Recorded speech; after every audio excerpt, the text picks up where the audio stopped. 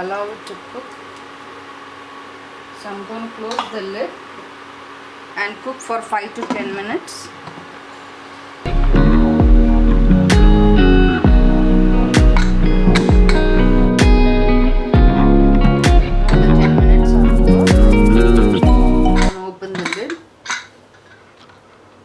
The entire milk has been evaporated.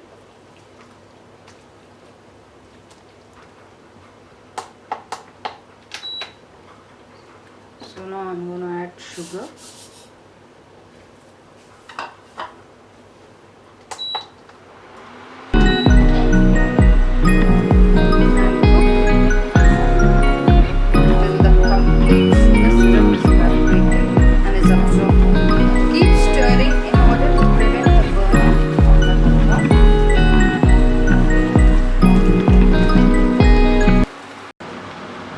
As you can see, the sugar syrup is evaporated.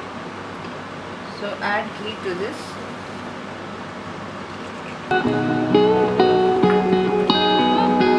And keep stirring in order to prevent from burning. It is usually cooked on medium to low flame in a slow cooking process.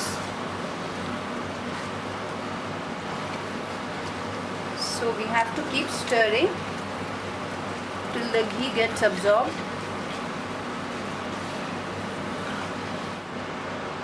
Now as you can see, the carrot halwa has become dry. Now add khoya to this.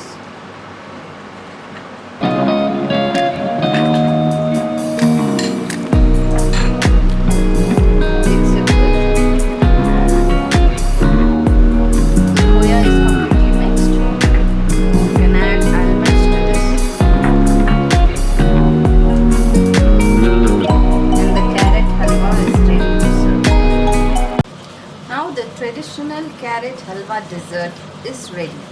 Please do like, share and subscribe to my channel, and don't forget to hit the notification bell down below.